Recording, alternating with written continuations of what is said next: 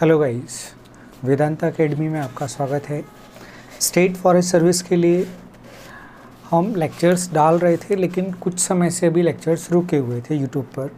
उसका बड़ा रीज़न ये है कि हम बुक पर काम कर रहे थे। फॉरेस्ट्री में स्पेशली हिंदी मीडियम के स्टूडेंट्स काफ़ी परेशान हैं, कंटेंट को लेकर परेशान हैं, बुक्स वगैरह को लेकर परेशान हैं, क्वेश्चंस को लेकर परेशान हैं, क्योंकि इंडिया में ज़्यादातर जो बुक्स आ रही हैं वो सभी इंग्लिश मीडियम में आ रही हैं। तो हिंदी मीडियम में काफ़ी प्रॉब्लम हो रहा है पढ़ने में, ख़ासतौर से जो ग्रामीण क्षेत्र से बहुत अच्छे बच्चे आते हैं जो साइंस बैकग्राउंड से हैं, उनको प्रॉब्लम जा रही है।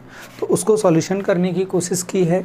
कुछ समय के बाद मार्केट में वो अवेलेबल हो जाएगी। दूसरी प्रॉब्लम आप लोगों की कॉल पिक ना हो पाना। तो एंगेज रहने की वजह से कॉल पिक नहीं हो पाता है, तो उसके लिए हम माफ़ी भी चाहते हैं। लेकिन आपको एक उपाय बताया गया है कि आप व्हाट्सएप पर मैसेज ड्रॉप कर सकते हैं। वो आपके पास ऑप्शन है। आप चाहें इस नंबर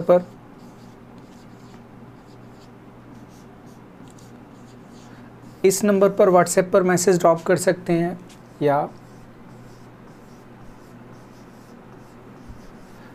इस नंबर पर मैसेज आप ड्रॉप कर सकते हैं। आपको रेस्पॉन्ड किया जाएगा, निश्चिंत रहें। हो सकता है कॉल आपका पिक ना हो पाए, तो नाराज़ होने की ज़रूरत नहीं है कि वहाँ कॉल करते हैं। वेदांत एकेडमी में कोई कॉल पिक नहीं करता है। अब चलते हम आज हम पढ़ने वाले हैं plant succession, forest succession. Plant succession मोटे तौर पर अगर हम देखें, सक्सेशन का मतलब यहाँ पर क्या होगा, एक पीढ़ी, दूसरी पीढ़ी, तीसरी पीढ़ी, या एक व्यक्ति कहीं पर भी विचरण कर रहा है और 2-3 लोग मिले, फिर जाकर कहीं पर जाकर उनने गांव बसाया, गांव में वो रहने लगे और कुछ समय के बाद वो एक स्थायी बस्ती के तौर पर स्थापित हो गए। तो इसी तरह से प्लांट्स का भी चलता है। प्लांट्स का हम अर्थ के फॉर्मेशन से अगर समझने की कोशिश करें, अर्थ का फॉर्मेशन कैसे हुआ। अर्थ आग के गोला के तौर पर था सबसे पहले, आग के गोला के तौर पर, फिर उसका ठंडा होना स्टार्ट हुआ। ठंडा होगा तो क्या होगा, लगभग सभी जगह पर कहीं पर बर्फ़ दिखेगी और कहीं पर चट्टानों का फॉर्म दिखेगा।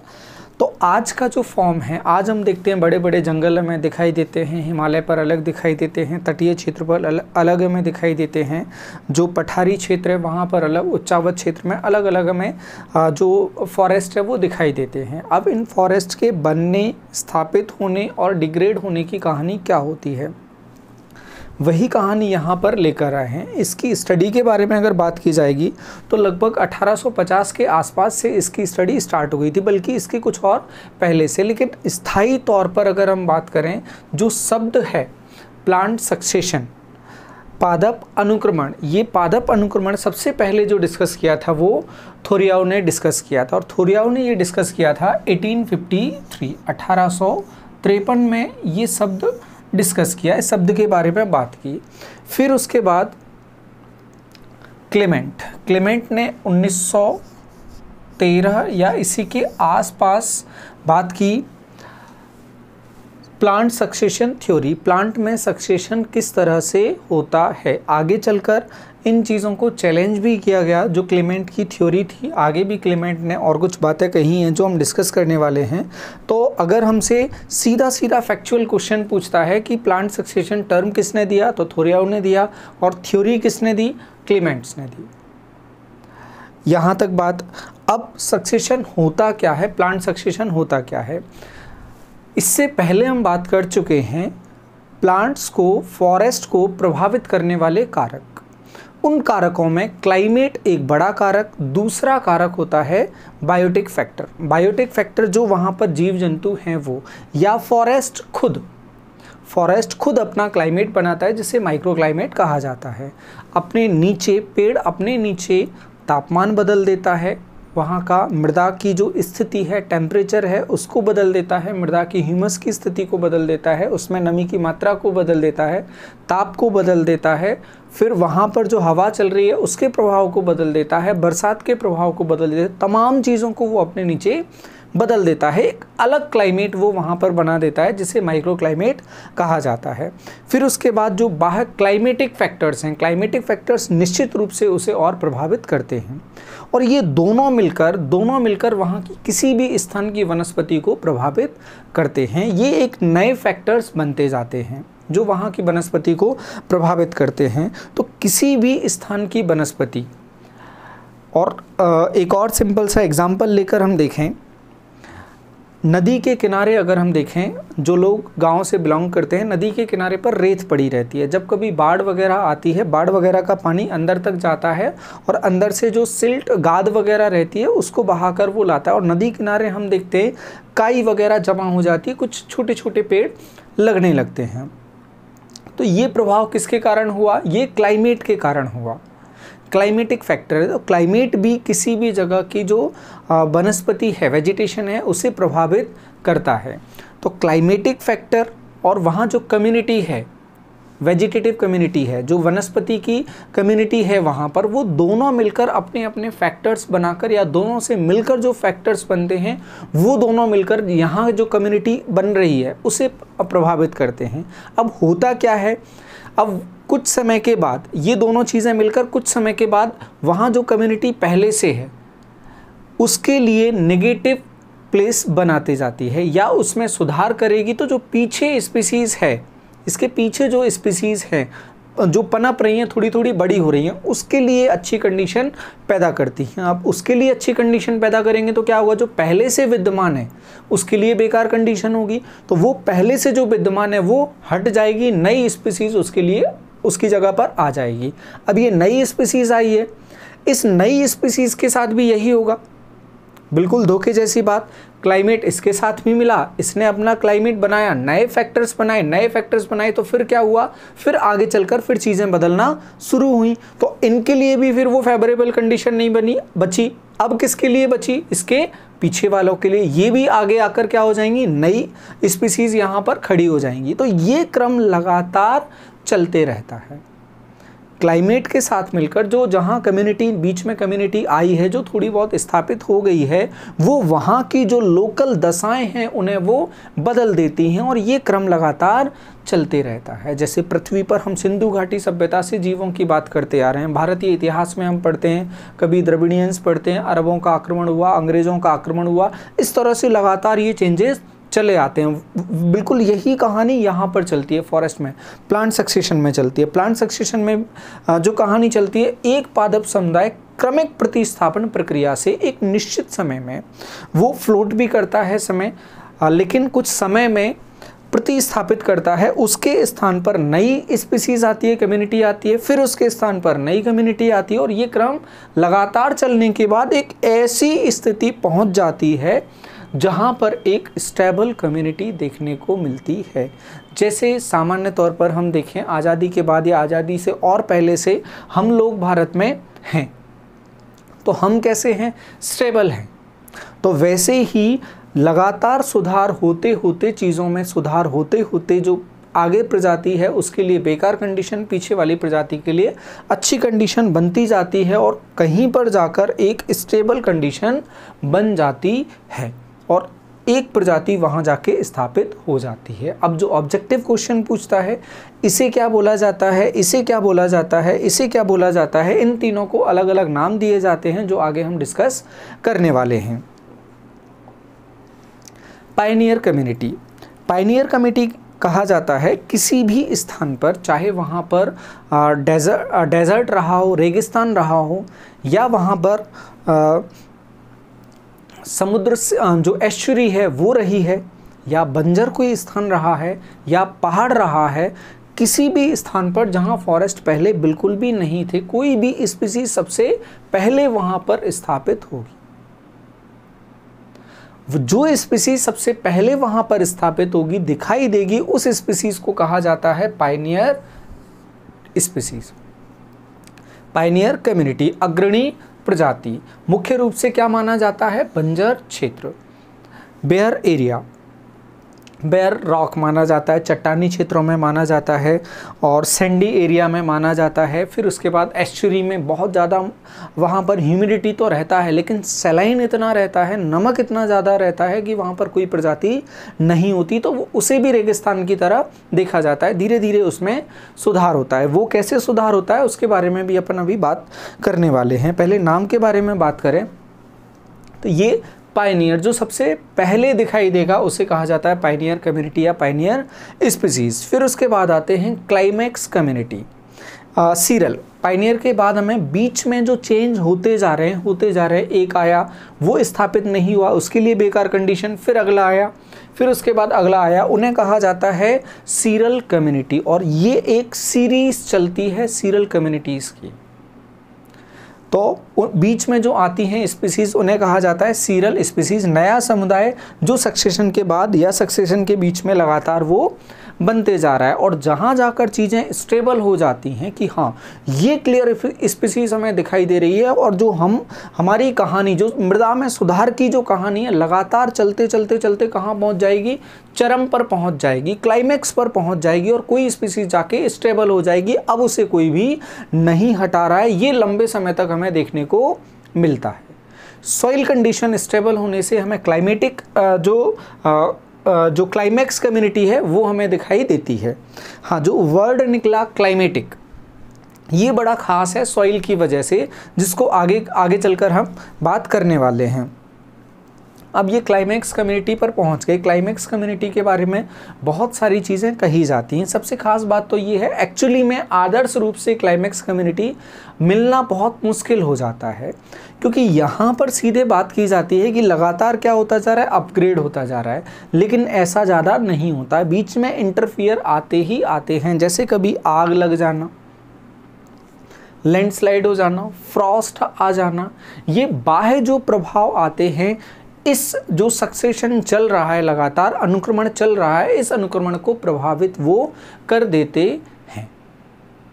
तो जो क्लाइमेक्स है वो भी बदल जाता है, उसके अलग अलग नाम हो जाते हैं। ध्यान देना यहाँ पर मानवीय कारण की वजह से, जैसे मानव ने ग्रेजिंग करवा दी लगातार कहीं पर, ऊंट और बकरी जैसे जानवरों को ले गए, चराई भी करवा दी, अच्छी तरीके से चराई, ब्राउजिंग भी करवा दी, ग्रेजिंग भी करवा दी।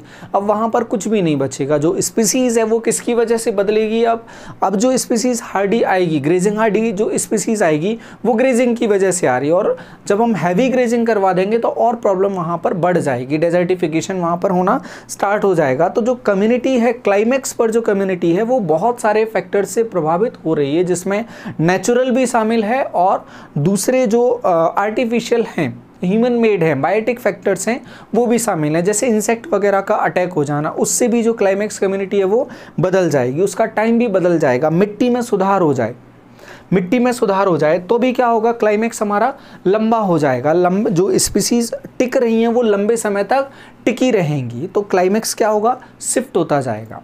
तो ये कहानी हम आगे और डीप में डिस्कस करने वाले हैं। इन तीनों के नाम ध्यान से रखना। सबसे पहले आने वाली स्पीसीज़ को पायनियर कहा जाता है, देन उसके बीच में जो चेंज होती जाती हैं स्पीसीज़ उन्हें सीरियल कम्युनिटी कहा जाता है, और जो फाइनल पहुंच जाती है, जहां स्टेबल हो जाती है, उसे क्लाइमेक्स कम्युनिटी कहा जाता है। अलग अलग सिस्टम भी हम थोड़ी देर में डिस्कस करने वाले हैं। अब हम आगे चले, इनका क्लासिफिकेशन, वर्गीकरण। सक्सेशन को किस तरह से देखा जाता है? सक्सेशन को देखने के 3 आधार हो जाते हैं। पहले तो मॉइस्चर, जैसे अभी थोड़ी देर पहले हमने बात की एस्चुरी में बहुत सारा मॉइस्चर पाया जाता है, समुद्र में बहुत सारा मॉइस्चर पाया जाता है, लेकिन वहाँ भी वनस्पतियों का कहीं ना कहीं से तो होना स्टार्ट हुआ होगा, और कहीं पर तो जाके वो फिक्स हुआ है। जैसे कोरल हम बोलते हैं, कोरल स्थापित हैं, स्टेबल हैं, तो वो किस में पहुंच जाएंगे, क्लाइमेक्स कम्युनिटी में वो कोरल्स पहुंच जाएंगे। मैनग्रोव्स वगैरह क्लाइमेक्स कम्युनिटी में ये पहुंच जाएंगे। फिर उसके बाद आता है प्रेजेंस ऑफ वेजिटेशन। वहाँ वेजिटेशन कैसा प्रेजेंट है पहले से, इस चीज़ पर भी डिपेंड करेगा, वो लगातार उसे प्रभावित करते हैं। क्लाइमेट भी प्रभावित करता है, वेजिटेशन जो पहले से वेजिटेटिव कम्युनिटी है वो भी प्रभावित करती है। फिर एनवायरमेंटल जो चेंजेस हैं, एनवायरमेंट में कुछ भी चेंज होगा तो वहाँ उसका जो एनवायरमेंट होगा, जैसे डेजर्ट का एनवायरमेंट बहुत अलग होता है, और फिर उसके बाद रॉक्स जो हैं, चट्टाने जो हैं, ढलान जो है, उनके जो क्लाइमेट एनवायरमेंट होता है वो पूरी तरह से अलग होता है। तो ये अलग अलग फैक्टर, मॉइस्चर का होना किस तरह से प्रभावित करेगा, वहाँ कहानी क्या रहेगी होना और ना होने पर। फिर उसके बाद कहीं पर वेजिटेशन है तो वो किस तरह से प्रभावित करेगा, और एनवायरमेंट अगर बदलेगा तो किस तरह से प्रभावित करेगा। अब एक एक करके इनको एक्सप्लोर करते हैं। सबसे पहले हम एक्सप्लोर करते हैं on the basis of moisture condition. Moisture condition के बेसिस पर डिस्कस करें कि मॉइस्चर कंडीशन हो और ना हो। सबसे पहले हम डिस्कस करते हैं जहाँ पर बहुत ही ड्राई एरिया हो, नमी है ही नहीं, नमी है नहीं, तो ऐसे कौन से एरिया हो जाएंगे? बिल्कुल पत्थर चट्टानों वाला एरिया, राजस्थान वाला एरिया और मरुस्थल वाला एरिया। राजस्थान के दोनों एरिया की हम बात करें, वो ज़िरार्क सक्सेशन में शामिल हो जाएगा। वहाँ पर जो सक्सेशन चलेगा, ऐसे सक्सेशन को कहा जाएगा ज़िरार्क सक्सेशन। आपसे क्वेश्चन क्या पूछा जाएगा? आपसे क्वेश्चन पूछा जाएगा सैंडी एरिया में होने वाले सक्सेशन को क्या नाम दिया जाता है? आंसर होगा ज़िरार्क सक्सेशन। और उस सक्सेशन में बीच में आने वाली स्पीसीज़ को क्या कहा जाएगा? उस सक्सेशन में बीच में आने वाली स्पीसीज को क्या कहा जाएगा? तो आंसर होगा, उन्हें कहा जाएगा ज़ीरोसर। ज़ीरोसर कहा जाएगा। ये XEROSERE, ज़ीरोसर कहा जाएगा। इन्हें ज़ीरोसर कहा जाता है। अब इसमें भी चेंज हो जाते हैं। अब जो शुष्क स्थान है, सूखा स्थान है, वो कैसा हो सकता है? वहाँ पर चट्टान भी हो सकती है और सैंड भी हो सकता है। जब चट्टान होगी तो उसे कहा जाता है लिथोसियर। लिथोसियर कहा जाता है। फिर अगर सैंडी है, सैंड एरिया है, तो उसे कहा जाता है सैमोसियर। ये आगे नाम दोनों बता दिए जाएंगे। सैंड है तो क्या कहा जाएगा? रॉक है तो क्या कहा जाएगा? जितने सिस्टम है वो पीछे समझा दिए जाएंगे। अगर ज़िरार्क से पूछता है तो ज़ीरोसियर आ जाएगा। अब हम देखें, अगर वहाँ पर बहुत सारा पानी है, जैसे एस्चुरी वाला सलाइन एरिया, सलाइन एरिया में बहुत सारा पानी होता है, तो वहाँ पर स्थिति नम रहती है। जो सबसे पहले दिखती है काई वगैरह के बाद जो स्पीसीज दिखती है वो होती है मस्क ग्रास। जो चारा ग्रास है, चारा जो है वो दिखाई देता है, काफ़ी लंबा लंबा ऊंचा ऊंचा चारा दिखाई देता है, जिसे मस्क ग्रास कहा जाता है। और यहाँ पर जो बीच में स्पीसीज आएंगी स्टेबल तक पहुँचने तक, जैसे हमने अभी एग्जांपल दिया, स्टेबल में कौन से पहुँच जाते हैं? बीच में मैनग्रोव भी आ जाते हैं, एवरग्रीन फॉरेस्ट स्टेबल पर पहुँच जाते हैं। तो एवरग्रीन के पहुँचने में जो कहानी बीच में बदलेगी लगातार, उन्हें कहा जाएगा हाइड्रोसियर। बीच में जो स्पीसीज बदलेंगी उन्हें कहा जाएगा हाइड्रोसियर। और ऐसी जगह जहाँ पर नम स्थिति है वहाँ पर होने वाले सक्सेशन को कहा जाएगा हाइड्रार्क सक्सेशन। हाइड्रार्क सक्सेशन, इनके नाम आप लोग हिंदी में ध्यान रखने की कोशिश ना करें, बड़े आसानी से याद हो जाएंगे। ज़िरार्क मतलब ज़ीरो, जहाँ पर कुछ भी नहीं है, चट्टान में कुछ भी नहीं होता, डेजर्ट में कुछ भी नहीं होता, तो ज़ीरो से याद हो जाएगा ज़िरार्क। और हाइड्रो मतलब पानी, तो हाइड्रार्क सक्सेशन ये हो जाता है मॉइस्चर के बेसिस पर, जहाँ मॉइस्चर था और जहाँ मॉइस्चर नहीं था। अब हम चलते हैं प्रेजेंस ऑफ वेजिटेशन। वहाँ पर वेजिटेशन कैसा है, पहले से कैसा वेजिटेशन है। तो ये सक्सेशन दो टाइप का हो जाता है, प्राइमरी सक्सेशन और सेकेंडरी सक्सेशन। प्राइमरी सक्सेशन क्या होता है? प्राइमरी सक्सेशन का कारण होता है, जनरली प्राइमरी सक्सेशन का कारण होता है सॉइल फॉर्मेशन। सॉइल फॉर्मेशन, जैसे कहीं पर रेगिस्तान है या बंजर ऊसर भूमि है, तो ऊसर भूमि में भूमि सुधार के लिए लगातार कार्यक्रम चलते रहते हैं। अगर कुछ भी नहीं चलेगा, कुछ भी नहीं चलेगा, ये अर्थ यूं ही बनी लाल गोले से, जब ये कन्वर्ट होती गई लगातार, जहाँ समुद्र भी नहीं था, जहाँ रेगिस्तान भी नहीं था, वहाँ पर सॉइल फॉर्मेशन हुआ, वहाँ सॉइल फॉर्मेशन हुआ। और हम देखते हैं कि अभी जाकर वहाँ पर क्लाइमेक्स जो इस कम्युनिटी हैं वो हमें दिखाई देती हैं। तो उनके बनने तक की जो कहानी है, किस तरह से, जैसे चट्टान पर आई मॉसेस आती हैं, काई आती है, काई क्या करेगी? काई चट्टान पर चिपकेगी, चट्टान की जो ऊपरी परत है वहाँ पर केमिकल रिएक्शन वो करेगी, फिर उसके बाद हल्की हल्की लेयर को वो हटाएगी, लेयर हटने के बाद वो हवा और पानी के संपर्क में फिर वो लेयर आएगी, तो धीरे धीरे क्षरण होना स्टार्ट होगा चट्टान का। जब वहाँ पर काई आएगी, उस जो काई ख़त्म होगी या काई की ऊपरी लेयर जो सन से बर्न होगी, वो किस फॉर्म में जाएगी? ह्यूमस के फॉर्म में जाएगी, वो भी वापस मिट्टी में दबती जाएगी। फिर छोटी छोटी ग्रास आएगी, घास आएगी, घास की भी यही कहानी होगी। घास की जो पत्तियां हैं टूटेंगी, गिरेंगी, वो किस में जाएंगी? वापस उसी मिट्टी में जाएंगी। ह्यूमस की मात्रा को लगातार बढ़ाएंगे। अब देखो, पहले एक स्थिति थी कि जब बिल्कुल भी मॉइस्चर नहीं था हमारी मृदा में, सॉइल थी ही नहीं एक्चुअली में, बिल्कुल भी मॉइस्चर नहीं था। धीरे धीरे ह्यूमस की मात्रा बढ़ने के साथ में मॉइस्चर कंटेंट उसमें बढ़ते जा रहा है। और मॉइस्चर कंटेंट बढ़ने का मतलब ह्यूमस बढ़ रहा है तो मॉइस्चर कंटेंट बढ़ेगा, मॉइस्चर कंटेंट बढ़ रहा है और ह्यूमस बढ़ रहा है, दोनों से क्या होगा, उसकी जो फर्टिलाइजेशन कैपेसिटी है, उसकी जो उत्पादक क्षमता है वो बढ़ेगी तो वो अच्छी नई स्पीसीज लगाने में सक्षम होगी। अब इस ऑर्डर को तुम समझना थोड़ा सा ध्यान से। ऑर्डर क्या चल रहा है, स्टार्टिंग में कौन आकर खड़ा होगा, क्योंकि स्टार्ट जब कहानी होगी तब एकदम सूरज ऊपर होगा, हवा चल रही होगी। जब सूरज ऊपर होगा और हवा चल रही होगी तो जो स्पीसीज पहले आने को होगी उनके लिए तो यूं ही हिदायत रहेगी, भाई ऐसे लोग ही यहाँ सरवाइव कर सकते हैं जो सनबर्न को भी झेल लें और हवा को भी झेल लें। मतलब हार्डी स्पीसीज स्टार्टिंग में ही आ सकती हैं या आती हैं।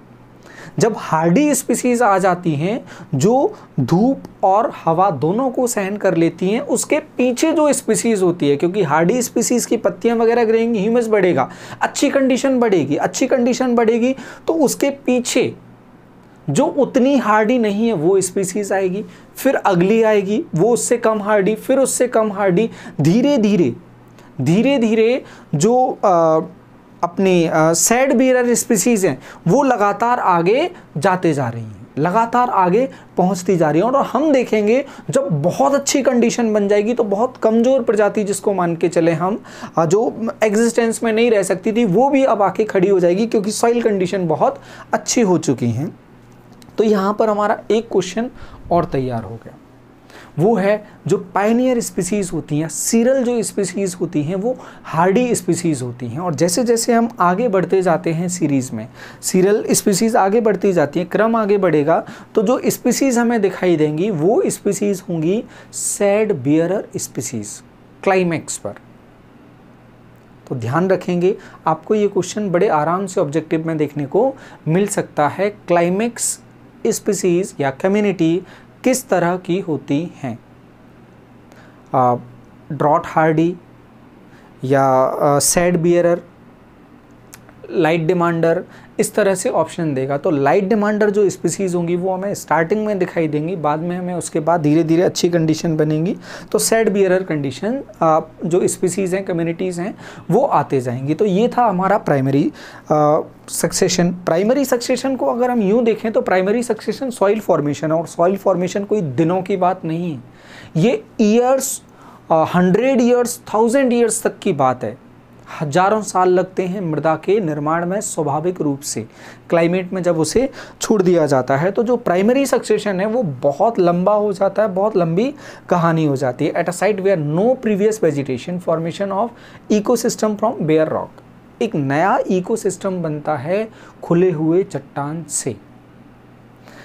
लॉन्ग प्रोसेस, 1000 ऑफ ईयर्स लगते हैं, हजारों साल लग जाते हैं। अब हम चलते हैं सेकेंडरी सक्सेशन पर। ये भी बड़ा अच्छी कहानी है इसकी सेकेंडरी सक्सेशन की। सेकेंडरी सक्सेशन पे यूँ तो आपको बता दिया है डिस्टर्बेंस इन एग्जिस्टिंग इकोसिस्टम। जब जो स्थापित इकोसिस्टम है, परितंत्र जो स्थापित है, उस परितंत्र में अगर छेड़खानी होगी तो छेड़खानी होने की वजह से नया इकोसिस्टम बन जाएगा। छेड़खानी कैसे होगी?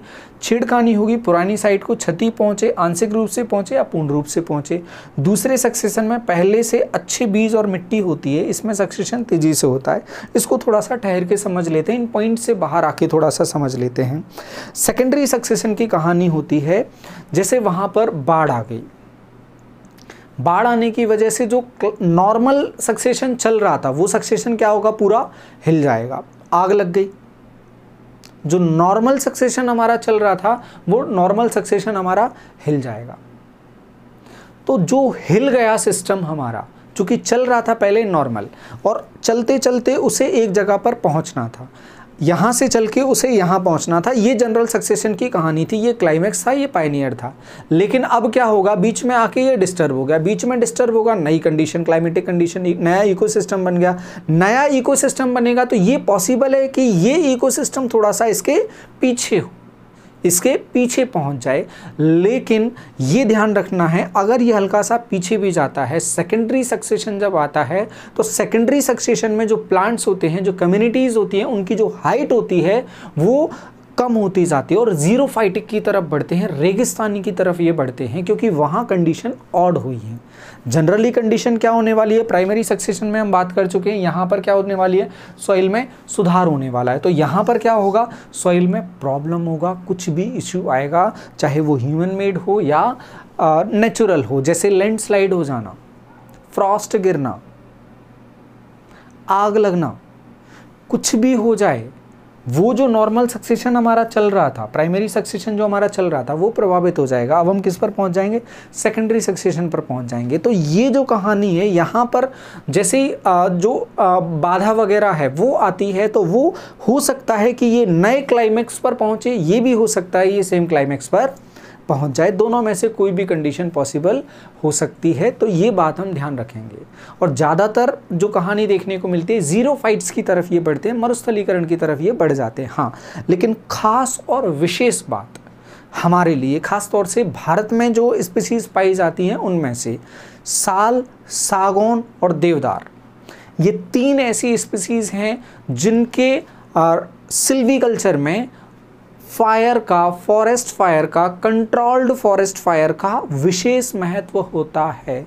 जैसे देवदार में अच्छे सीड ईयर के लिए आग लगाई जाती है, अच्छे बीज वर्ष आने के लिए आग लगाई जाती है कि नेचुरल सीडिंग बहुत अच्छी हो जाए, तो आग लगाई जाती है, तो उससे सीड्स अच्छे मिलते हैं, जैसे यहाँ पर बात भी की गई है। दूसरे सेक्शन में पहले से अच्छे बीज और मिट्टी उपलब्ध होती है, अच्छे बीज भी मिलते हैं, अच्छी मिट्टी भी मिल जाती है, क्योंकि प्राइमरी सक्सेशन हो चुका है। तो इसके लिए भी फॉरेस्ट फायर किया जाता है। तो सेकेंडरी सक्सेशन हम उनके लिए भी देखेंगे, टीक, साल और देवदार, उनके लिए बड़ा स्पेशल होगा। अगर ऑब्जेक्टिव मिलता है तो आप समझ जाएंगे वो सेकेंडरी सक्सेशन पर पहुंच जाते हैं, क्योंकि नॉर्मल सॉइल कंडीशन नहीं बची रहती जो जनरली बचनी चाहिए थी। उम्मीद है ये दोनों प्राइमरी और सेकेंडरी आपको क्लियर हो गए होंगे। ये ऐसा नहीं है कि वो पीक पर गए और पीक से वापस आए, वैसा नहीं है। हाँ, जीरो फाइटिक की तरफ सेकेंडरी सक्सेशन बढ़ जाता है, क्योंकि यहाँ पर प्रॉब्लम जनरली आ जाती है। 1-2 चीज़ें ध्यान रखेंगे, एक तो जीरो फाइटिक का ध्यान रखेंगे, दूसरा हाइट का ध्यान रखोगे आप, और तीसरा ध्यान रखोगे हमारी जो 3 स्पीसीज हैं, टीक, साल और देवदार, इन तीनों स्पीसीज का ध्यान रखोगे कि ये सेकेंडरी सक्सेशन में फायर की इनको ज़रूरत होती है। इनके जो सिल्वीकल्चर सिस्टम है, तीनों के सिल्वीकल्चर सिस्टम आपको मिल जाएंगे, अलग अलग बैम्बू वगैरह सभी के सिल्वीकल्चर सिस्टम आपको उपलब्ध हो जाएंगे। कोशिश करेंगे जल्दी से जल्दी ज़्यादा से ज़्यादा चीज़ें यूट्यूब पर आपको उपलब्ध हो जाएं। चलते हैं हम आगे। ये तो था प्रेजेंस ऑफ वेजिटेशन। अब हम चलते हैं on the basis of factors responsible for environmental changes. Environment में चेंज हो, अब एनवायरमेंट में चेंज कैसे होगा, एनवायरमेंट में चेंज या तो कौन करे, नेचर करे, या एनवायरमेंट में चेंज कौन करे, ह्यूमन बीइंग करे, आर्टिफिशियल हो, अंदर से हो या बाहर से हो। अब अंदर से अगर होता है, प्लांट्स खुद करते हैं, जो कम्युनिटी वहाँ पर स्थापित है वो अगर करती है, तो उसे कहा जाता है ऑटोजेनिक सक्सेशन। जैसे हम बात कर चुके हैं, माइक्रो क्लाइमेट कहीं पर बना लिया, फॉरेस्ट हो रहा है, अच्छी खासी कहानी चल रही है, और प्लांट अपने नीचे जो फॉरेस्ट एरियाज़ होते हैं उनमें अपने नीचे बड़ी अच्छी खासी कहानी बनी रहती है, जिसमें ह्यूमस अच्छा देखने को मिलता है, इवन वर्षा देखने को मिलती है, बहुत नई और अच्छी कहानी वहाँ देखने को मिलती है। जैसे यहाँ पर क्या बताया गया है, जीव स्वयं उसमें परिवर्तन लेकर आते हैं, जीव मृदा में परिवर्तन ला देते हैं, जो सॉइल फॉर्मेशन है उसमें परिवर्तन ला देते हैं, बड़े वृक्ष अपने नीचे बड़े क्षेत्र में छांव करते हैं। तो जो सैड बियरर स्पीसीज हैं वो ऐसे क्षेत्र में बड़ी आसानी से हो जाती हैं और आगे बढ़ जाती हैं। दूसरा हम देखें एलोजेनिक सक्सेशन में क्या होगा, जो परिवर्तन है वो बाहर से होगा। बाहर से कैसे परिवर्तन होगा, हाँ इसको थोड़ा सा और देख लेते हैं। कभी कभी क्या होता है, ये डेस्ट्रॉय भी करती हैं और स्थापित भी करती हैं। डेस्ट्रॉय किसे करेंगी? अब कोई लाइट डिमांडर है, लाइट डिमांडर अगर वहाँ पर होना चाहेगा तो कहाँ से हो जाएगा, क्योंकि वहाँ तो पहले से माइक्रो क्लाइमेट बना हुआ है। ऊपर जो क्लोज्ड कैनोपी वाले ट्रीज लगे हुए हैं, नीचे वो किसी को होने ही नहीं दे रहे हैं। क्योंकि जो सक्सेशन की कहानी है, क्लाइमेक्स पर पहुँचने के लिए या सक्सेशन जो कम्युनिटी बन रही है वो कम्युनिटी चलती हैं, चलती जाती हैं, आगे बढ़ती जाती हैं, वो क्लोज्ड कैनोपी की तरफ आगे बढ़ती हैं। हाँ, यहाँ पर आपको जो बीच में सीरियल स्पीसीज थी उनके बारे में बहुत चर्चा नहीं की गई है, क्योंकि ये ऐसा कंसेप्ट है जिस पर आज भी स्टडी जारी है। क्लेमेंट के बाद भी कई सारे जो सक्सेशन की थ्योरी हैं वो आ चुकी हैं, लेकिन अभी भी काम उस पर जारी है। उन्हें भी चैलेंज, क्लेमेंट को भी चैलेंज किया जा चुका है। वापस आ जाते हैं, हम चलते हैं। अब बड़े वृक्ष लगे हैं तो जो लाइट डिमांडर स्पीसीज हैं, लाइट डिमांडर स्पीसीज को वो नहीं होने देंगे, लेकिन किसको होने देंगे? एस्टेब्लिश किसको करेंगे? जो सेड बियरर स्पीसीज हैं उनको वो वहाँ पर स्थापित करेंगे। बाह्य कारक क्या हो जाते हैं? जैसे पॉलिनेशन हो जाता है, सीड डिस्पर्सल हो जाता है, हर्बीवोरस हो जाते हैं, इंक्रीज न्यूट्रिएंट्स हो जाते हैं। तो ऐसी कंडीशन जो soil erosion, leaching, clay, animals वगैरह की वजह से होती हैं, जो बाहर के बायोटिक फैक्टर्स हैं, पर्यावरणीय परिवर्तन हैं, वो बाहर की चीज़ों के द्वारा लेकर आए जाते हैं और उनकी वजह से जो चेंज आता है कम्युनिटी में, जहाँ जो कम्युनिटी वहाँ पर लगी हुई है, तो उसे कहा जाता है एलोजेनिक सक्सेशन। जनरली अब आप इसको थोड़ा सा समझने की कोशिश करना, ये कहानी कैसे चल रही थी? सीधे सीधे नॉर्मली चल रही थी। कैसा हो रहा था? जीव स्वयं परिवर्तन लाते हैं, जो फॉरेस्ट वगैरह है अपने आप काम चल रहा था। तो ये क्या ऐसा नहीं लग रहा है कि इसे हम प्राइमरी बोल सकते हैं? और फिर उसके बाद बोला था हमने सेकेंडरी में जब कोई भी डिस्टरबेंस आ जाता है तब हम पहुंच जाते हैं सेकेंडरी पर। तो मोटे तौर पर इन्हें पिछला वाला क्लासिफिकेशन ही हम समझ सकते हैं वेजिटेशन के बेसिस पर। ये एनवायरनमेंट है, वहाँ पर वेजिटेशन था, तो अगर नहीं मिलता है तो परेशान होने की ज़रूरत नहीं है, दोनों लगभग करीब पहुँचते हैं। उम्मीद है ये कहानी भी आप लोगों तक आराम से पहुँच गई होगी। अब हम बढ़ते हैं आगे थोड़ा सा। कॉजेस ऑफ सक्सेशन, सक्सेशन के कारण क्या होते हैं, अनुक्रमण के कारण क्या क्या होते हैं। अब इतनी थ्योरी हम डिस्कस कर चुके हैं।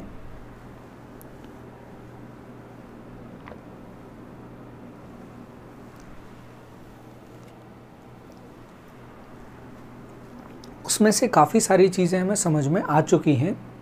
सक्सेशन क्यों हो रहा है, अच्छी कंडीशन बनने से हो रहा है, बेकार कंडीशन बनने की वजह से वो प्रभावित हो रहा है, और दोनों चीज़ों से मिलकर वो चीज़ें आगे बढ़ती जाती हैं। जैसे यहाँ पर देखें हम, इनिशियल कॉज किसको माना है? प्राइमरी सक्सेशन का और सेकेंडरी सक्सेशन का। प्राइमरी सक्सेशन किसकी वजह से होता है?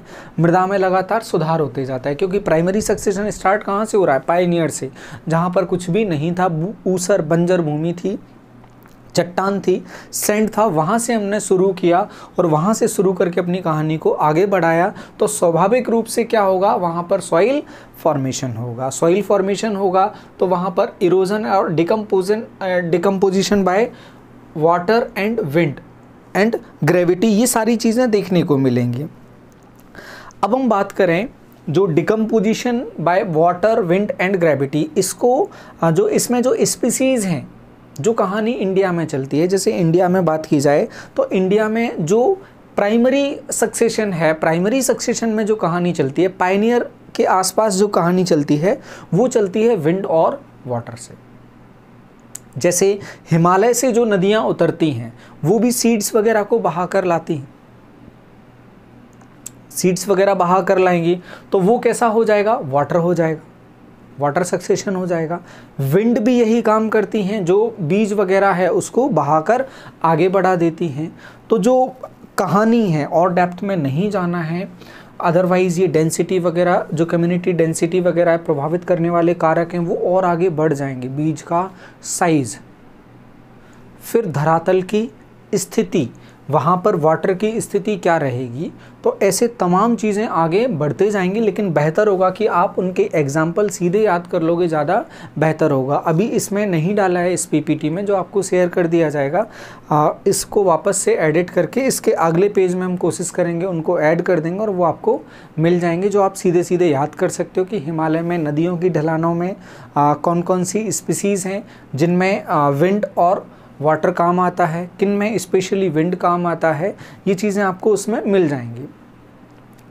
अब प्राइमरी जो सक्सेशन होगा उसमें सॉइल का फॉर्मेशन होगा। सॉइल का फॉर्मेशन किस पर डिपेंड करेगा? लीचिंग वगैरह जो लगातार प्रोसेस चलती रहती है, मिनरल्स वगैरह का नीचे बैठना, कभी हवा चलती है तो लेयर्स वगैरह बनती रहती हैं, फिर अगर कभी इरोजन हो रहा है तो लेयर्स वगैरह हटती रहती हैं। तो जो प्राइमरी सक्सेशन है, लेयर्स का बनना हटना, इन्हीं सब कहानियों में वो ऊपर नीचे चलता रहेगा। जैसे उसमें फॉरेस्ट में हम जाएं, फॉरेस्ट में हम जाते हैं, ओ लेयर सॉइल पर हमें दिखाई देती है। तो वो किसके कारण दिखाई दे रही है हमें?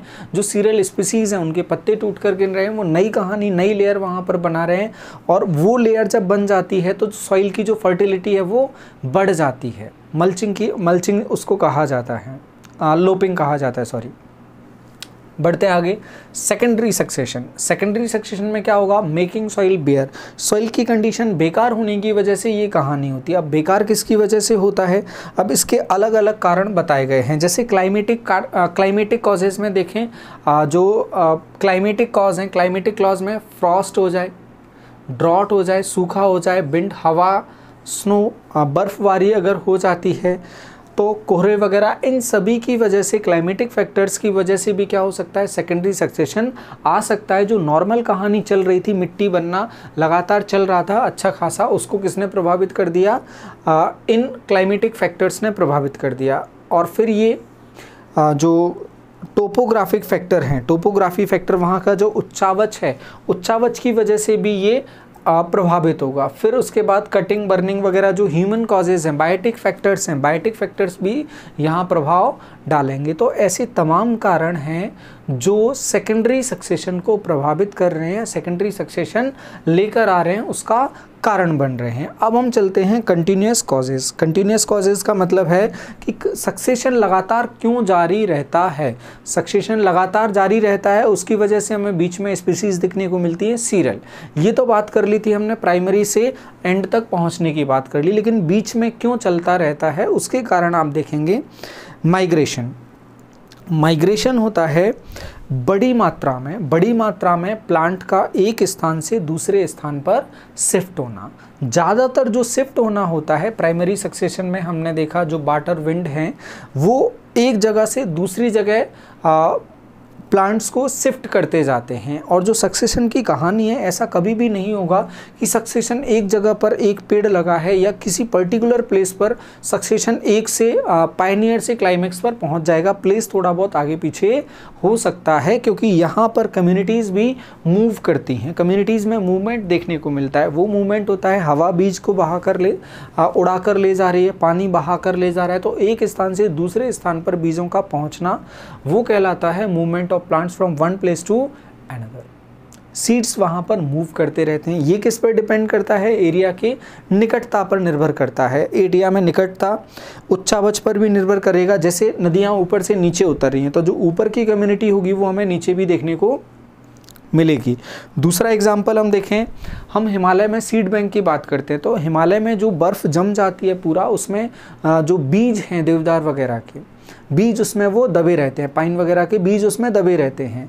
और वो बीज अगर हम देखें हज़ारों साल बाद भी अगर वो बर्फ़ पिघलेगी तो वो फिर से क्या होंगी? जर्मिनेट होंगी। तो वो बैंक की तरह काम कर रहे हैं। दूसरा, नीचे की तरफ वो बह के जाते हैं और जहाँ अच्छी क्लाइमेटिक कंडीशन मिल जाती है उनको, वहाँ वो जर्मिनेट होकर देखने को भी मिलते हैं। तो वो जो सीड डिस्पर्जल का काम है वो वहाँ का क्लाइमेट कर रहा है। तो यहाँ माइग्रेशन की बात करें, माइग्रेशन होता है तो उसकी वजह से भी जो सक्सेशन है वो कंटिन्यू रहता है। एक स्थान से दूसरे स्थान पर वो कहानी लगातार चलते रहती है। अब माइग्रेशन के बाद हम कॉजेज़ में जाएं, तो माइग्रेशन के बाद हम कॉजेज़ में देखेंगे इस्टेब्लिशमेंट, स्थापित होना। स्थापित क्या होंगी? जो बेकार परिस्थितियों को सहन करने की क्षमता है, बेकार परिस्थितियों को सहन करने की क्षमता, वो भी लगातार क्या होगी? चेंज होते जाएगी। प्लांट अपने आप को किसी प्लेस पर स्थापित करने की वो कोशिश करेगा जिसमें कंपटीशन, सेम स्पीसीज में कंपटीशन सबसे अहम हो जाता है। सीड की वाइबिलिटी बहुत अहम हो जाती है स्थापित होने में, सीड कितना वाइबल है। फिर उसके बाद जो जर्मिनेशन कैपेसिटी है वो भी बहुत अहम हो जाती है। इनमें हम और बहुत डेप्थ में नहीं जा रहे हैं, अदरवाइज अननेसेसरीली जो टॉपिक है वो बहुत बड़ा हो जाएगा और बहुत बोरिंग हो जाएगा। तो यहाँ सिर्फ हम कितना रखेंगे इस्टेब्लिशमेंट में कि वहाँ पर स्पीसीज अपने आप को स्थापित करने की कोशिश करती हैं, कंपटीशन करती हैं, इस वजह से वो एक पीढ़ी से दूसरी पीढ़ी या एक कम्युनिटी से दूसरी कम्युनिटी में वो ट्रांसफ़र होती जाती हैं। अब हम देखेंगे grouping and aggregation. Grouping and aggregation से मतलब होता है, जो थोड़ी देर पहले आपको बताया था कि कहीं पर कोई भी कम्युनिटी आ रही है तो वो कम्युनिटी कोशिश करेगी एक अच्छे एरिया में वो स्थापित हो और अच्छे एरिया के साथ साथ वो क्लोज्ड कैनोपी का फॉर्मेशन करे। याद रखना, क्लोज्ड कैनोपी के फॉर्मेशन की तरफ वो जाती हैं। कोई भी स्पेसिफिक डेफिनेशन आपको किसी भी किताब में इंडिया में देखने को नहीं मिल सकती है कि आप किसे क्लाइमेक्स कम्युनिटी कहोगे। यू बस बोल दिया जाता है लंबे समय पर और सीरियल के लिए बोल दिया जाता है, कुछ समय के लिए वो स्थापित होती हैं, लेकिन कोशिश यही रहती है कि वो स्थापित हों तो क्लोज्ड कैनोपी वो बनाएं। फिर उसके बाद चलते हैं कंपटीशन। कंपटीशन सेम में और अदर स्पीसीज में, दोनों में चलते रहता है। रिएक्शंस की कहानी हम देखने वाले हैं, इसको पूरा हम डिटेल में देखने वाले हैं। रिएक्शंस में जो एनवायरनमेंट में वहाँ पर रिएक्शन चलते रहता है, सॉइल में भी रिएक्शन चलेगा और क्लाइमेट में भी चलेगा। ये दोनों जो फैक्टर्स हैं मिलकर सक्सेशन को सबसे ज़्यादा प्रभावित करते हैं। सक्सेशन को एक्चुअली में क्या माना गया है, क्लेमेंट ने तो क्या बोला, क्लेमेंट ने बोला कि जो क्लाइमेट है मुख्य रूप से क्लाइमेट के द्वारा ही सक्सेशन हो रहा है। क्लेमेंट की ये थ्योरी थी, जिसमें आपको आगे जो टाइप ऑफ क्लाइमेक्स है उसमें सुनने को मिलेगा क्लाइमेटिक क्लाइमेक्स। क्लाइमेटिक क्लाइमेक्स वो दिया था क्लेमेंट ने, और क्लेमेंट ने बोला था कि जो सक्सेशन हो रहा है वो सिर्फ किसकी वजह से हो रहा है, क्लाइमेट की वजह से हो रहा है। तो क्लेमेंट और क्लाइमेट आप लोग ध्यान रखेंगे उसके थ्योरी के साथ में भी, थ्योरी ऑफ सक्सेशन की, क्लाइमेटिक सक्सेशन की थ्योरी उसने दी थी। चलते हैं आप effect on climatic factors. Climatic factors पर जो रिएक्शंस होती हैं उन किस तरह से प्रभाव डालती हैं। प्रकाश की स्थिति बदलती है, प्रकाश की स्थिति बदलेगी, वहाँ पर जो वेजिटेशन है नीचे प्रकाश को क्या करेगा, नहीं आने देगा, तो नीचे छांव बनी रहेगी। जो सैड बियरर हैं उनके लिए अच्छी कंडीशन बन जाएगी। जो हवा का वेग है वो कम हो जाएगा। जैसे ही हम फॉरेस्ट के अंदर जाते हैं हमारी सांसें फूलने लगती हैं, सांसें फूलने लगती है, वहाँ पर हवा हमें उतनी आसानी से उपलब्ध नहीं होती। जब हम फॉरेस्ट के अंदर से बाहर आते हैं तो हमारे चेहरे पर पसीना होता है जो कई कारणों से आ जाता है, लेकिन जैसे ही हम बाहर आते हैं हवा हमें मिलती है और वो पसीना सूख जाता है, वेपराइज हो जाता है। आर्द्रता का बढ़ना, जो वेपराइजेशन, सॉइल से लगातार वेपराइजेशन होता है और जो श्वसन चल रहा है, रेस्पिरेशन चल रहा है, उससे भी आर्द्रता बाहर आती है, उसके साथ भी आर्द्रता बाहर आती है। तो वो आर्द्रता जो कैनोपी क्लोज है, ऊपर से पूरा बंद है, जो आर्द्रता निकली वो बाहर नहीं जा पाएगी। बाहर नहीं जा पाएगी तो अंदर जो ह्यूमिडिटी है वो बढ़ जाएगी, नमी भी बढ़ेगी, गर्मी भी बढ़ेगी और एक इवन कंडीशन बन जाती है। बाहर धूप पड़ रही है, क्या हो रहा है, गर्मी पड़ रही है, ज़्यादा फर्क नहीं पड़ता, ठंड भी पड़ रही है तो भी ज़्यादा फर्क नहीं पड़ता। मतलब जो इवननेस ऑफ टेम्परेचर हम बोलें वो आ जाता है। तापमान में बहुत उथल पुथल नहीं होती। जैसे एक पेड़ कहीं पर भी लगा है तो उस पर तापमान का बहुत ज़्यादा प्रभाव पड़ता है।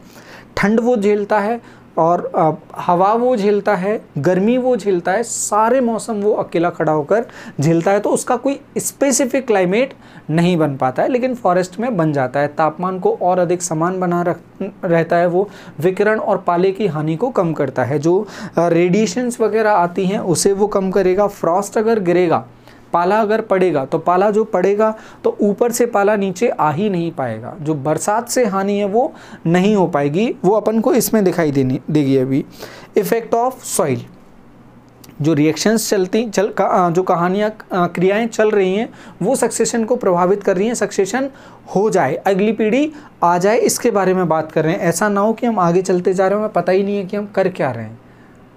हम डिस्कस कर रहे हैं सीरियल स्पीसीज जो कंटिन्यूअस कॉजेज हैं, जो लगातार चल रहे हैं, बराबर साथ में चल रहे हैं, जो एक स्पीसीज को से दूसरी स्पीसीज लाने के लिए जिम्मेदार होते हैं। तो effect on soil, effect on soil क्या बोलता है, कार्बनिक पदार्थों में वृद्धि होती है। निश्चित रूप से भाई पत्ते गिरेंगे, टहनियाँ गिरेंगी तो उनका क्या होगा, वो पत्ते और टहनियाँ कहाँ जाएंगी, वहीं सॉइल में मिल जाएंगी। फॉरेस्ट में ओ लेयर बन जाएगी, ओ लेयर बनेगी तो निश्चित रूप से उसमें जो आर्द्रता होगी सॉइल में वो बढ़ जाएगी। मृदा की संरचना में सुधार होगा, ह्यूमस अगर आएगा तो मृदा में डेफिनेटली सुधार होगा कार्बनिक पदार्थों की अधिकता से। मृदा में नमी की मात्रा में वृद्धि होगी क्योंकि कार्बनिक पदार्थ में वृद्धि हुई है। फिर मृदा के स्थायित्व में वृद्धि होगी, डेफिनेटली मृदा के स्थायित्व में वृद्धि होगी। यहाँ स्थायित्व से मतलब आप लोग समझना, स्थायित्व से मतलब होता है जितना न्यूट्रिशन लिया उतना ही उसे मिला, वो प्लांट को लगातार प्रोवाइड करवा रहा है, फूड और न्यूट्रिएंट प्रोवाइड करवा रहा है। अब उसके पास कहाँ से आएंगे, जो प्लांट प्रोवाइड, जो रूट्स प्रोवाइड करवा रहा है, मिट्टी में से लेकर ऊपर से लेके वो किसको गया, प्लांट के पार्ट्स को गया, लीव्स को गया, पत्तियों को पहुंचा। अब पत्तियों को पहुंचा, फाइनली क्या होना है, पत्तियों को टूट के वापस आना है, और वो पत्तियां वापस आके किस में मिल रही हैं, सॉइल में। तो एक क्लोज्ड साइकिल बन जाती है, और उस क्लोज साइकिल की वजह से हम इसे क्या बोल रहे हैं, मृदा के स्थायित्व में वृद्धि होती है, वो मृदा स्थायी रहती है। जनरली जो एग्रीकल्चर है, जो फॉरेस्ट को लॉस एग्रीकल्चर से हो रहा है, या जो सॉइल डिग्रेड हो रही है, सॉइल डिग्रेड होने का बड़ा रीज़न यही हो जाता है, जो साइकिल है वो साइकिल पूरी नहीं हो पाती है। जो न्यूट्रिएंट्स उसमें थे, सॉइल में थे, वो न्यूट्रिएंट्स कहाँ चले जाते हैं, बाहर चले जाते हैं। अगर उसी फसल को काट के वापस उसी में रख दिया तो जो मिनरल्स वगैरह लिए फसल ने, जो हम बोलते हैं गेहूं में ये पदार्थ पाया जाता है, पालक में लोहा पाया जाता है, तमाम चीज़ें जो हम बोलते हैं, सोयाबीन में प्रोटीन पाया जाता है, तमाम जो चीज़ें हम बोलते हैं वो कहाँ चली गई, सॉइल से बाहर चली गई।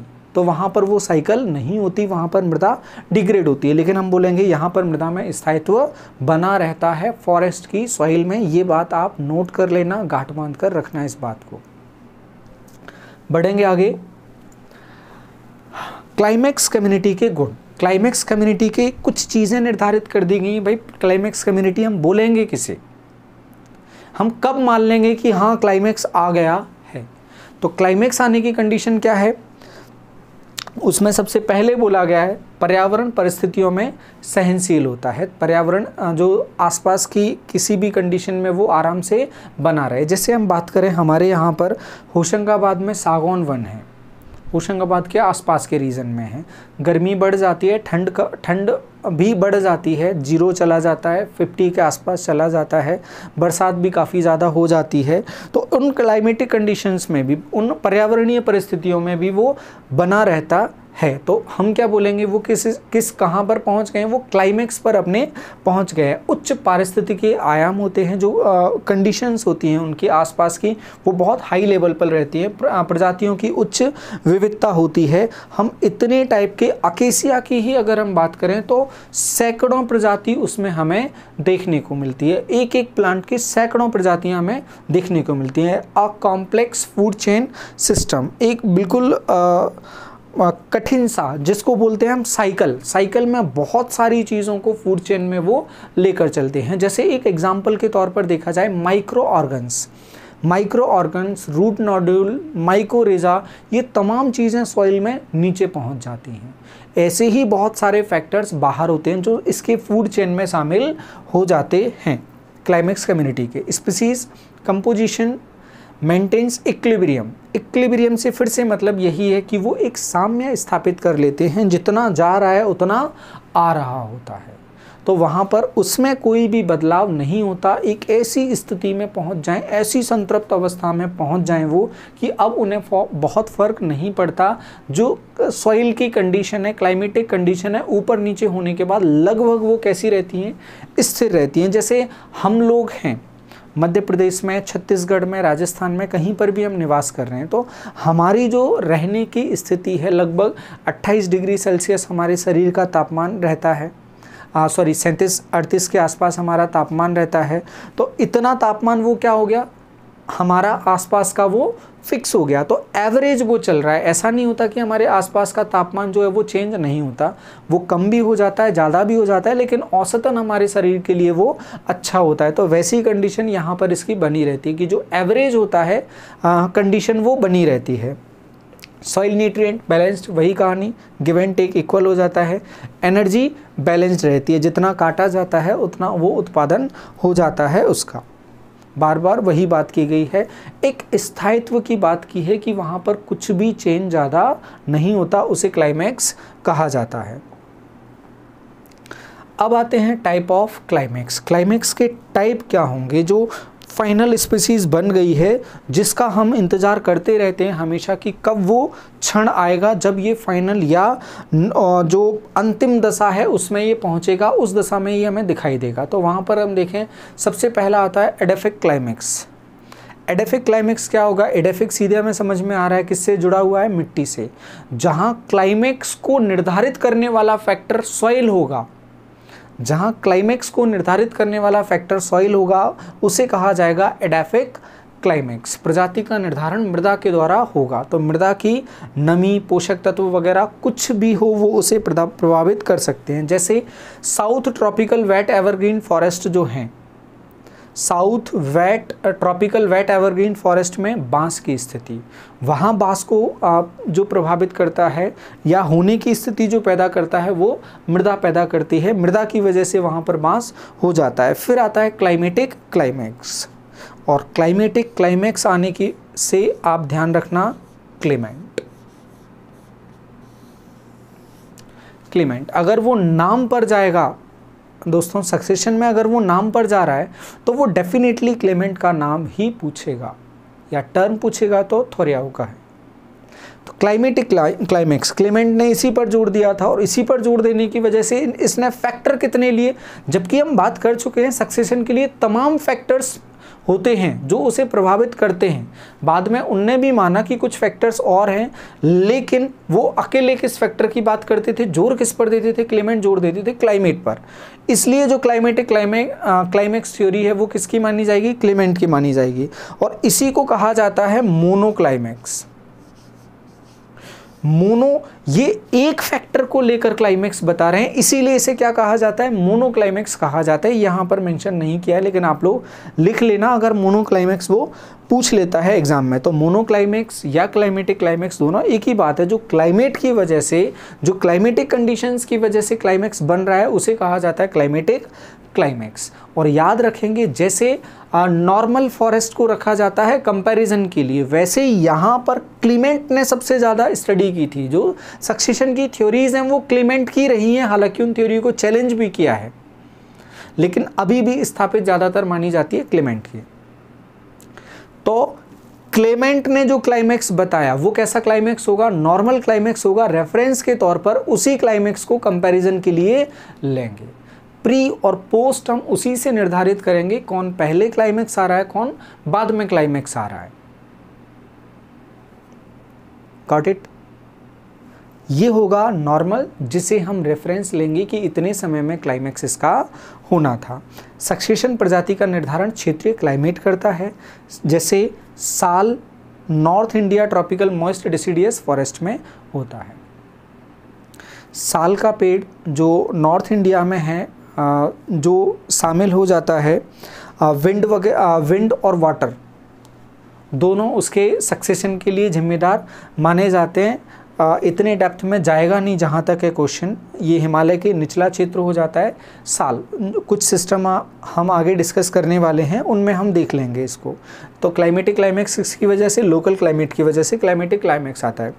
बायोटिक क्लाइमैक्स, बायोटिक से सीधे ही पता चल रहा है, बायोटिक मतलब बात किसकी कर रहा है? बायोटिक की बात कर रहा है, जीव की बात कर रहा है। जीव की बात कर रहा है तो जीवों की वजह से जो क्लाइमैक्स आता है, जीवों की वजह से जो क्लाइमैक्स आता है उसे कहा जाता है बायोटिक क्लाइमैक्स। ये कारकों, कुछ जैविक कारकों के कारण क्लाइमेटिक क्लाइमैक्स की ओर विकास रुक गया है। अब जो फैक्टर्स हैं, रुकेगा कैसे? अब आप समझ सकते हो, कहीं सॉइल कंडीशन अच्छी बन गई, भाई ह्यूमस आएगा, नमी बढ़ेगी, उसकी जो फर्टिलाइजेशन कैपेसिटी है वो बढ़ गई।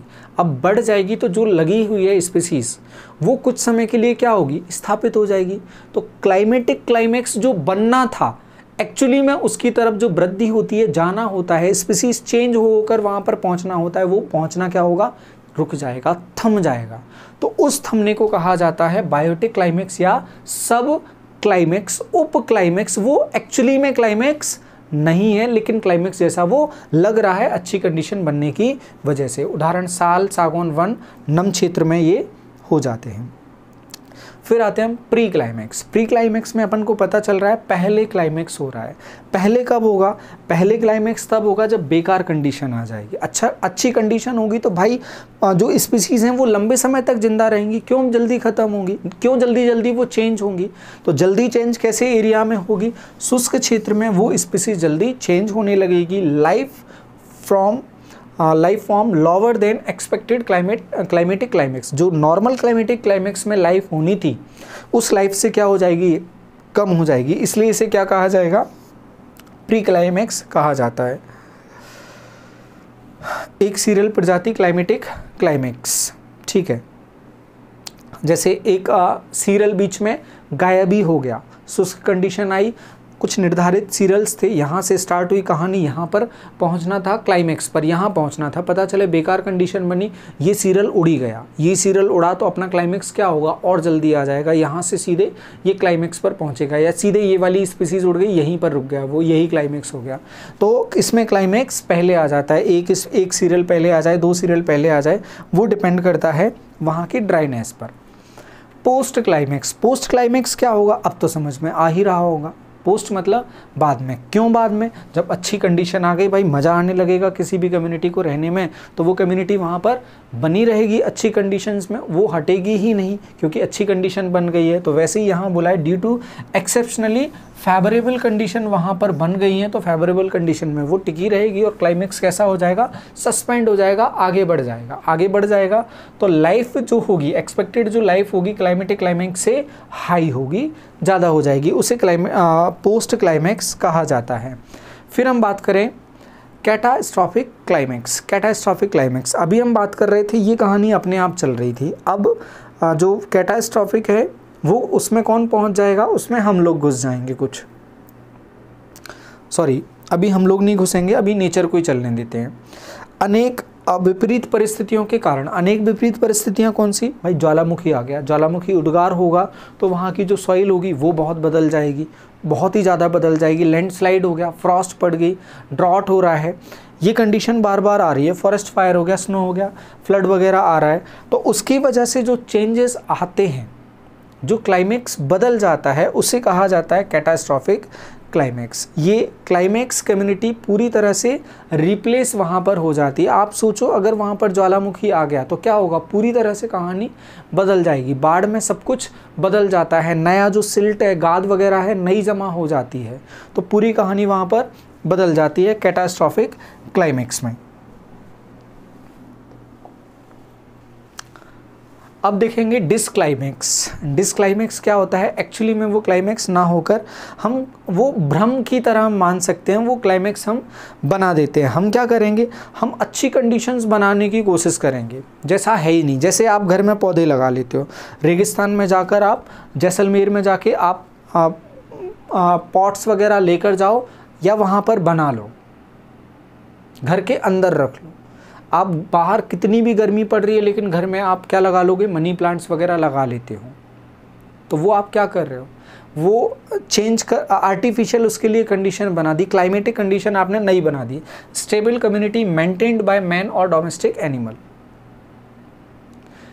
आर्टिफिशियली हम मेंटेन करके रखते हैं किसी कम्युनिटी को, और उसी को क्या, वही क्या हो जाएगी, क्लाइमेक्स हो जाएगी। डिस्टर्बेंस क्लाइमेट इसको कहा जाता है। क्लाइमेट को क्या कर दिया हमने, डिस्टर्ब कर दिया, और इसीलिए इसका नाम दे दिया डिसक्लाइमेक्स। डिस्टर्ब करके हमने क्या बनाया, क्लाइमेक्स बनाया, इसलिए अपन ने बोल दिया डिसक्लाइमेक्स। एंथ्रोपोजेनिक सब क्लाइमेक्स इसको कहा जाता है। एंथ्रो मतलब होता है ह्यूमन बींग्स, ह्यूमन बींग्स की वजह से, ह्यूमन बींग्स जनित जो क्लाइमेक्स होता है एंथ्रोपोजेनिक सब क्लाइमेक्स इसको कहा जाता है। Man generated climax. उम्मीद है ये भी बड़े आराम से आपको क्लियर हो गया होगा। अब हम बात करें कुछ सिस्टम्स की। कुछ सिस्टम बिल्कुल निर्धारित हैं जहाँ पर ये पहले से तय होता है कि कौन सी स्पीसीज़ के बाद कौन सी स्पीसीज़ आएगी, फिर कौन सी स्पीसीज़ आएगी, फिर कौन सी स्पीसीज़ आएगी, तो वो हमें याद रखना है। सिस्टम ही हमें सीधे याद रखना है। वो सिस्टम आपको सीधे बता दिए जाएं, जैसे यहाँ पर succession in temperate mountain forest. Temperate ये अपने शीतोष्ण कटिबंध में जो माउंटेन है, ख़ास तौर से हमारे हिमालय वाले जो क्षेत्र हैं, वहाँ की कहानी क्या रहती है। वहाँ पर सबसे पहले बेयर साइट, खुली साइट रहती है, फिर उसके बाद वहाँ पर झाड़ियाँ देखने को मिलती है, वॉलिचियाना देखने को मिलता है, फिर पाइनस वॉलिचियाना देखने को मिलता है, फिर उसके बाद सेड्रस देवदार, पाइसिया स्मिथियाना, पाइनस वॉलिचियाना देखने को मिलता है, और फाइनली हमें देखने को मिलता है एबीस पिंट्रो, पाइसिया स्मिथियाना और क्वेस्कस सेमेकार्पीफोलिया, ये स्पीसीज़ देखने को मिलती है। तो याद रखना एबीस पिंट्रो का और पाइसिया स्मिथियाना का, ये दोनों आप नाम याद रखेंगे। ये हमें यूं क्वेश्चन पूछेगा। अब लग रहा होगा सर इसमें ऑब्जेक्टिव में क्वेश्चन कैसे पूछा जा सकता है। ऑब्जेक्टिव में क्वेश्चन वो आपसे पूछेगा टेम्परेट जो माउंटेन फॉरेस्ट है उसमें सक्सेशन में क्लाइमेक्स कम्युनिटी कौन सी हो सकती है। तो ये एग्जाम्पल हमें याद रखने पड़ेंगे, उसका कोई भी विकल्प नहीं होगा। पायनियर स्पीसीज में हमें क्या देखने को मिलेगा, ग्रास और श्रब्स हमें देखने को मिलेंगे वॉलेचियाना। ग्रास और श्रब्स पायनियर के फॉर्म में हमें देखने को मिलेंगे। तो ये सिस्टम है, कुछ सिस्टम है जो आपको बताए जा रहे हैं और वो आपको सीधे याद रखना है। देखते हैं उन सिस्टम्स में।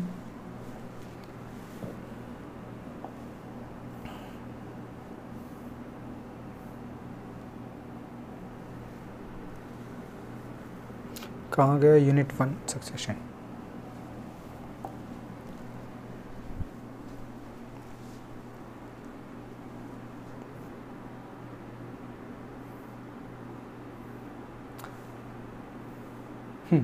ये हम देख चुके हैं टेम्परेट माउंटेन फॉरेस्ट में।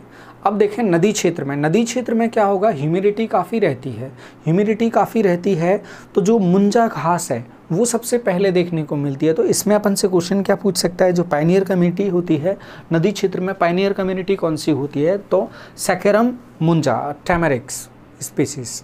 तो सैकेरम मुंजा का क्वेश्चन पूछा जा सकता है क्योंकि ग्रास अलग से अपने सिलेबस में डला हुआ है, तो ये याद रखेंगे हम। फिर उसके बाद हमसे पूछेगा फाइनल स्पीसीज कौन सी होगी, तो ये हो जाएगी सोरिया रोबस्टा और टर्मिनेलिया स्पीसीज। इसको हम ध्यान रखेंगे। ये जो सिस्टम है नदी क्षेत्रों के आसपास का जो सिस्टम है ये साल का सिस्टम है, और इसे अगर आप गैंगेटिक का भी क्वेश्चन पूछा जाता है, गंगा नदी तंत्र का भी क्वेश्चन पूछा जाता है, तो ये क्वेश्चन उसके लिए भी ये सही रहेगा। साल या गंगा क्षेत्र, हिमालय से जो सदाबहार नदियाँ उतरी हैं उसके लिए ये सिस्टम है। बेयर से शुरू होता है, ग्रासेस से स्टार्ट होगा, साल पर जाकर ये खत्म होता है। ये क्लाइमेक्स स्पीसीज रहती है, तो ये ध्यान रखना है अपन को। बीच में स्पीसीज को आप देख लेना, लेकिन इसको जरूर ध्यान रखना पड़ेगा। सीरल्स पर क्वेश्चन एज सच दिखे नहीं है। रेत के टीलों में, रेत के टीलों में सक्सेशन देखोगे तो क्या होगा, कैंक्रस एंड्रोपोगॉन सबसे पहले होगा और लास्ट में होगा एनोगिसस पेंडुला।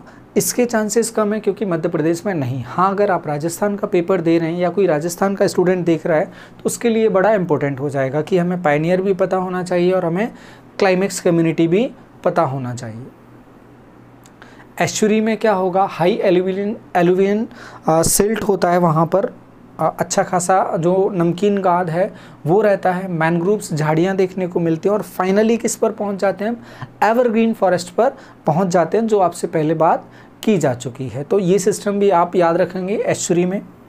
फिर उसके बाद कुछ नाम जो सक्सेशन में देखने को मिलते हैं, जैसे बात की गई थी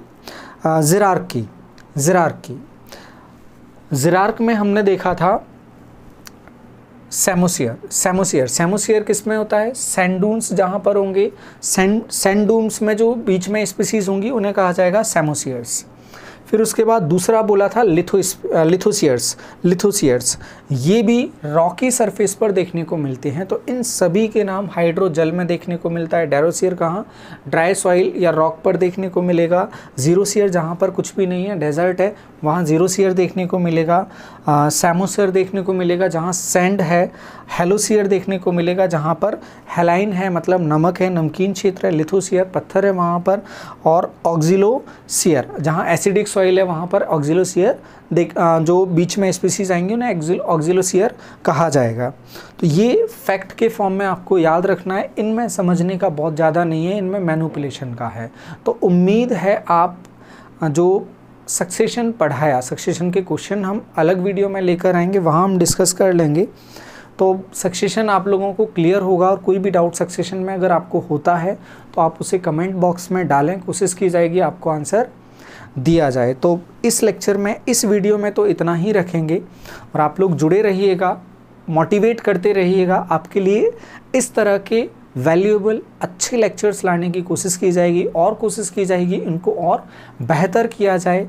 कंटेंट वाइज जो फैक्ट हैं, क्योंकि हमारा जो एग्ज़ाम है वो ऑब्जेक्टिव है, तो कंटेंट वाइज कंटेंट में फैक्ट और डालने की कोशिश की जाएगी। और हिंदी मीडियम में भी अगर किसी को कुछ भी प्रॉब्लम जा रहा है तो आप बेझिझक कमेंट्स डालें, सर ये डिमांड है हमारी, तो वैसा करने की कोशिश की जाएगी। बस जुड़े रहना, मोटिवेट करते रहना, चलते रहेगी ये कहानी। हाँ, ऑफलाइन और बैच का, तो ऑफलाइन बैच में 2 या 3 तीसरा बैच स्टार्ट हो रहा है अभी मई में, 16 मई से स्टार्ट हो रहा है। तो जो लोग 7 दिन तक या 8 दिन तक भी पहुंचना चाहें पहुंच सकते हैं, रिवीजन हो जाएगा। एक और ख़ास बात, आप लोगों को मेंस देने का मौका मिल रहा है, और वहाँ पर आप सोच रहे होगे 19 जून को प्रीलिम्स है। अगर 19 जून के प्रीलिम्स का आप लोग सोच रहे हो तो प्रीलिम्स आप दोगे मेंस के लिए, लेकिन अगर आपके पास मेंस पहले से है तो बेहतर है कि आप उसे भी देख सकते हैं। ये आप अपने दिमाग में एक बार सोच सकते हैं।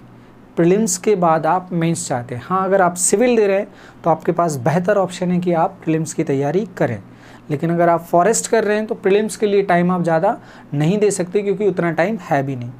2 मंथ्स के आसपास है, सफिशिएंट टाइम है, तैयारी आप कर सकते हैं। उम्मीद है आज का जो सेशन है आपको बहुत अच्छा लगा होगा। जुड़े रहें अच्छे सेशंस के लिए। Thank you.